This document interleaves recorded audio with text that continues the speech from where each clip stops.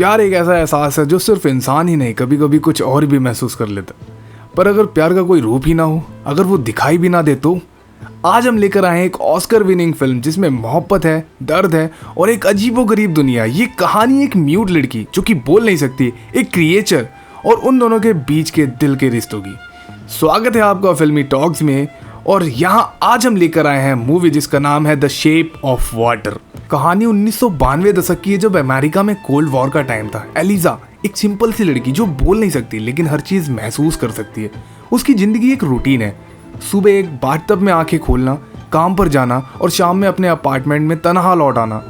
उसके पास्ट की एक मिस्ट्री है। उसको बचपन में एक छोटी सी चोट लग गई थी जिसने उसकी आवाज ले ली। उसका सबसे अच्छा दोस्त है गैलियस, एक आर्टिस्ट जो अपनी पहचान और एक्सेप्टेंस के लिए स्ट्रगल कर रहा है। और लैब में उसकी कोवर्कर है जिसका नाम है जेल्डा, एक बबली और प्रोटेक्टिव दोस्त जो हमेशा उसके साथ होती है। एक दिन लैब में कुछ अजीब होता है। गवर्नमेंट एक एसेट को लेके आती है, एक स्ट्रेंज क्रिएचर जिसे अमेज़न के जंगलों से पकड़कर लाया गया है। ये क्रिएचर पानी में भी सांस ले सकता है और बाहर भी। ये कुछ हद तक इंसानों की तरह दिखता है लेकिन उसकी बॉडी जस्ट लाइक फिश, ऊपर से स्केल से कवर्ड। साइंटिस्ट और मिलिट्री वाले इसे एम्फीबियन मैन कहते हैं। एलिजा पहली बार उसे देखती है तो उसे अजीब लगता है लेकिन उसकी आंखों में एक भोलापन होता है। धीरे धीरे वो उस क्रिएचर के पास जाने लगती है। हर दिन उसे बॉइल्ड एग देना, म्यूजिक बजाना और गेस्चर के थ्रू कम्युनिकेट करना, ये उसका डेली का रूटीन बन जाता है। एक दिन एलिजा कुछ नोटिस करती है। वो देखती है क्रिएचर म्यूजिक सुनते वक्त रिलैक्स करता है और उसके हाथों का टच महसूस करता है। उनका कनेक्शन ग्रेजुअली ग्रो करता है बिना एक शब्द बोले। उनके बीच एक इमोशनल ब्रिज बन जाता है। तभी एंट्री होती है कॉलोनल रिचर्ड स्ट्रिकलैंड, एक ऐसा बुरा आदमी जो लैब का हेड ऑफिसर, एक अग्रेसिव आदमी है। उसके लिए क्रिएचर सिर्फ एक स्पेसिमेन है, एक वेपन जिसे रसिया के खिलाफ इस्तेमाल करके रसिया के सारे दुश्मनों को मारा जा सके। उसका बिहेवियर हार्श है। वो क्रिएचर को शॉक स्टिक से मारना, उसके फ्रीडम को छीन लेना और उसे टॉर्चर करना अपना हक समझता था। स्ट्रिकलैंड का कैरेक्टर सिर्फ एक इंसान नहीं है बल्कि एक सिस्टम का रिफ्लेक्शन है जहाँ एम्पैथी की कोई जगह नहीं है, सिर्फ कंट्रोल और अथॉरिटी। वो अपने घर में भी डोमिनेटिंग है और लैब में भी। उसके सीन्स टेंशन से भरे हुए हैं। एक बार एलिजा जब क्रिएचर को तकलीफ में देखती है तो एलिजा उसके लिए प्रोटेक्टिवनेस महसूस करती है। उसे लगता है कि दुनिया इस प्यार को कभी नहीं समझेगी लेकिन उसके लिए ये प्यार है, बिना शब्दों का, बिना बाउंड्री का। एलिजा एक बार सुनती है कि साइंटिस्ट अब क्रिएचर को मारकर उसका ऑटोप्सी करने वाली है। उसे लगता है कि अगर वो अब भी चुप रही तो हमेशा के लिए अपने प्यार से हाथ धो बैठेगी, अब सब कुछ खो देगी। वो गैलियस और जेल्डा जो कि उसके बेस्ट फ्रेंड्स मान लो या उसके रक्षक, और डॉक्टर हॉफस्टेलर जो असल में एक रशियन स्पाई है, उसके साथ मिलकर एक बोल्ड प्लान बनाती है। प्लान होता है लैब से क्रिएचर को चुरा कर अपने घर पे छुपाना। ये सुनने में जितना आसान था हकीकत में उतना था नहीं। लेकिन हमारी गूंगी एलिजा हकीकत में सिर्फ जुबान से गूंगी थी, दिमाग से नहीं।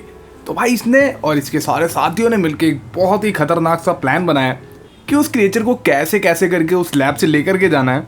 और साथ ही यहाँ पे इनके सामने एक बहुत बड़ा चैलेंज ये भी था कि अब उस क्रिएचर को ये चुरा तो लेंगे लेकिन छोड़ेंगे कहाँ पे। ये सब तो बात की कहानी थी लेकिन फिर भी ये सारे मंदबुद्धि मिलके इतना तो अनुमान लगा लेते हैं कि फुल मून की नाइट में जब समुद्र पूरा लबालब भरा होगा पानी से, क्योंकि उस रात बारिश बहुत होने वाली है जो कि आज से सिर्फ 7 दिन बाद का टाइम है। उस टाइम ये लोग इस जलपरे यानी कि क्रिएचर को उस पानी में छोड़ देंगे और जैसे ही वो समुद्र में जाएगा वो अपने आप अपने घर पहुंच जाएगा, क्योंकि भाई किसी जगह पे उसे देवता के नाम पे पूजा जाता है। तो इसी सब को डिस्कस करने के बाद फिर ये सारे लोग निकल पड़ते हैं अपने प्लान को एग्जीक्यूट करने के लिए। वहीं दूसरी ओर कॉलोनल जो कि एक स्ट्रिक्ट ऑफिसर था, वो काफी ज्यादा टेंस्ड था इस बात को लेकर कि कहीं वो क्रिएचर गलती से चोरी ना हो जाए, क्योंकि ये एक तरीके से इसका लास्ट मिशन था। बस इसे साबित करना था। उस क्रिएचर के एक्सपेरिमेंट के चीर फाड़ हो जाने के बाद इसको इसका कर्नल फ्री कर देता, क्योंकि कॉलोनल को ये लाभ बिल्कुल भी पसंद नहीं था और वो जल्द से जल्द यहाँ से निकलना चाहता था। फिर आखिरकार वो दिन आ जाता है जिस दिन का सबको बेसब्री से इंतजार था। आज की ही रात ये लोग इस क्रिएचर को यहाँ से लेकर जाने वाले थे, गैलियस, जेल्डा और हमारी गूंगी एलिजा। हकीकत में जेल्डा को तो इस प्लान के बारे में कुछ पता भी नहीं था अभी तक, क्योंकि जेल्डा को ये बिल्कुल भी आइडिया नहीं है कि हमारी एलिजा इस क्रिएचर को इस लैब से लेकर जाने वाली है। बट यहाँ पर मजबूरन उससे भी यहाँ पे इसके साथ होना पड़ता है, क्योंकि आखिरकार वो इसकी कोवर्कर और बडी जो है। तभी एलिजा एक प्लान बनाती है और गैलियस वो जो बुढ़ा उसके साथ घर पे रहता है उसको समझाती है, वो भी इशारों में, गेस्चर के थ्रू, कि भैया तेरे को एक लॉन्ड्री वैन लेकर के आनी है लैब के बाहर और बताना है कि तू लॉन्ड्री वाला है। हकीकत में जो गैलियस था, जो कि एलिजा के साथ रहता था, चाहे वो उसका दोस्त हो या उसका पापा, जो भी तुम समझ सको, वो एक बहुत बड़ा आर्टिस्ट था जो कि काफ़ी अच्छी पेंटिंग्स बनाता था। इसलिए उसने अपनी स्किल का अच्छे से यूज़ किया और एक लॉन्ड्री कार्ड बनाया उसी लैब के नाम से जुड़ा हुआ, बिल्कुल हूबहू वैसा जैसे मानो कि वो उसी लैब में लॉन्ड्री करने के लिए पहले भी कई बार आ चुका हो। तो ये था उनका प्लान। एलिजा यहाँ पे से सारे कैमरास को बंद करेगी, लाइट्स को कट करेगी, तभी गैलियस आएगा अपनी लॉन्ड्री वैन लेके और वो बैक साइड में लैब के खड़ा हो जाएगा। तभी हमारी एलिजा आएगी और वो एक अननोन टब में, जिसमें कि कपड़े और भी काफ़ी सारी बड़ी बड़ी चीज़ों को इधर से उधर सप्लाई किया जाता है, उसमें उस क्रिएचर को पानी के साथ डालेगी एंड साथ ही वो ले आएगी उस लैब के बैक साइड एरिया में, जहाँ पे गैलियस पहले से ही वो लॉन्ड्री वैन लेके खड़ा होगा। लेकिन अभी तक गैलियस फिलहाल इस चीज़ से नाट रहा था, वो इनकार कर रहा था क्योंकि उसको नहीं चाहिए था किसी भी तरीके का बखेड़ा। और वो वापस से अपने उसी आर्ट संस्था में जाता है जहाँ पर पेंटिंग्स बेची और ख़रीदी जाती है। हमारा जो गैलियस था वो हकीकत में एक ऐसा पर्सन था जिसे लड़के पसंद थे, तो वो जाता है अपनी हमेशा की एक फेवरेट दुकान पे जहाँ से वो लेमन पाइस खरीदता था। वहाँ भी आज उसको बहुत दुख मिला और उस लड़के ने कहा कि वो बिल्कुल वैसा भी नहीं है और तू बुढ़े यहाँ पे दोबारा मत दिख जाइयो। उसके बाद हमारा गैलियस बहुत ज़्यादा उदास हो जाता है। अब उसके पास जीने के लिए कोई मकसद नहीं बचा था। अब गैलियस ये ठान लेता है कि उसको एलिजा की मदद करनी है और उस क्रिएचर को कैसे भी करके वहाँ से बाहर निकालना है। तभी वो प्लान का हिस्सा बनने के लिए तैयार हो जाता है और एक लॉन्ड्री वैन का जुगाड़ करने लगता है। और साथ ही वो एक बहुत तगड़ा आर्टिस्ट तो था ही, जिसकी वजह से वो एक ऐसा कार्ड बनाता है, एक ऐसा लॉन्ड्री कार्ड जैसे मानो ये लगे कि वो लैब में पहले भी कई बार आ चुका है लॉन्ड्री के पर्पज से। तभी ये सारे लोग इस चीज़ को अंजाम देने के लिए बिल्कुल तैयार हो जाते हैं। शाम का समय भी होने वाला होता है और गैलियस अब बिल्कुल रेडी है और गैलियस ने पूरा प्लान भी बना लिया है।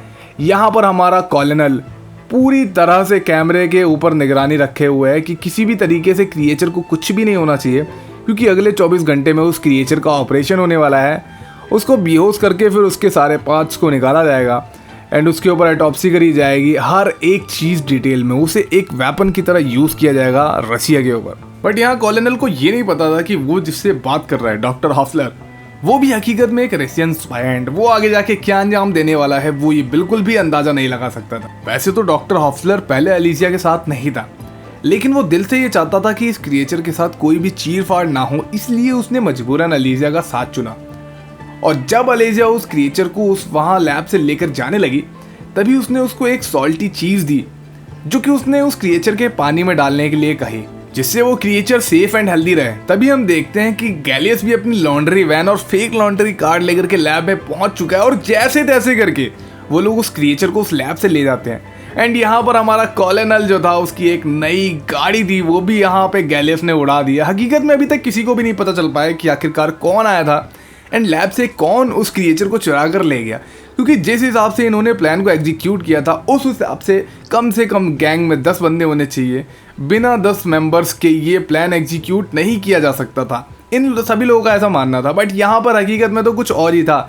यहाँ पर सिर्फ एक जेल्डा, अलीसिया, गैलियस और साथ ही डॉक्टर हॉफलर, इन 4 लोगों ने ही मिल के सिर्फ इस प्लान को अंजाम दे डाला और उस क्रिएचर को लैब से चुरा लाया। अब क्रिएचर अलीसिया के घर में छुपा है, बाथ टब में रहता है और उनका बॉन्ड और ज़्यादा स्ट्रांग हो चुका है।